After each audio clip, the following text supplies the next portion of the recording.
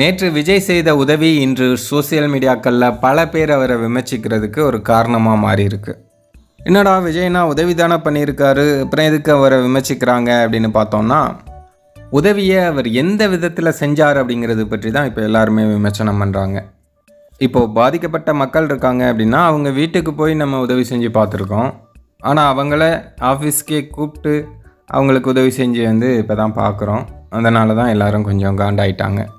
இதில் விஜய் ரசிகர்களே நிறைய பேர் காண்டாயிட்டாங்கன்னா பாருங்களேன்.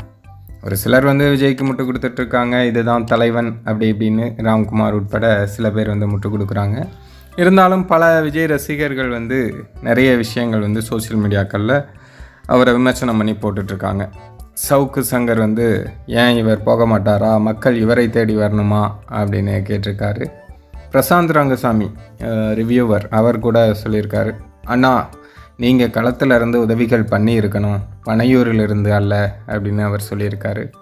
இவங்க எல்லாருமே விஜய்க்கு ஆதரவாக நிறைய விஷயங்கள் செஞ்சுருக்காங்க அப்படிங்கிறது உங்களுக்கு தெரிஞ்சிருக்கும். சரி, இவங்க ஒரு பக்கம், ரசிகர்களே பார்த்திங்கனாலும் நிறைய பேர் விமர்சனம் பண்ணியிருக்காங்க. குறிப்பாக அந்த மிஸ்டர் எக்ஸ்பைரி அப்படின்னு ஒரு ட்விட்டர் ஹேண்டில் ஒன்று இருக்குது. அதில் விஜய் அவர்களுக்கு ஆதரவாக ஏகப்பட்ட விஷயங்கள் வரும். விஜய் அவர்களுக்கு ஆதரவாக எல்லா நடிகர்களையும் அப்யூஸ் பண்ணி நிறைய விஷயம் போடுவார். அவரே என்ன சொல்கிறார் அப்படின்னா, இலவு விழுந்தால் இலவு வீட்டுக்கு தான் போகணும், அங்கே போய் தான் ஆறுதல் சொல்லணும், அப்போவே போனாலும் சரி அல்லது 10 நாள் கழித்து போனாலும் சரி, ஆனால் அதை விட்டுட்டு பாடியை தூக்கிட்டு என் வீட்டுக்கு வாங்கன்னு சொல்கிறது எந்த விதத்துலேயும் சரியாக இருக்காது அப்படின்னு அவர் சொல்லியிருக்காரு. இன்னும் நிறைய விஜய் ஃபேன்ஸ் பயங்கரமாக பேசியிருக்காங்க. அந்த ஸ்க்ரீன்ஷாட் போட்டோன்னு பாருங்கள். விஜய் ஃபேன்ஸே விஜய் மேலே இந்த அளவுக்கு காண்டாயிருக்காங்க அப்படின்னா மற்றவங்களாம் எந்த அளவுக்கு காண்டாயிருப்பாங்க அப்படின்னு நீங்களே யோசிச்சு பாருங்கள். நிறைய பேர் சோசியல் மீடியாக்குள்ளே கூட சொல்லிகிட்டு இருந்தாங்க, இவர் என்னையா அரசியலை கூட ஒர்க் ஃப்ரம் ஹோம் பண்ணுறாரு அப்படின்னு.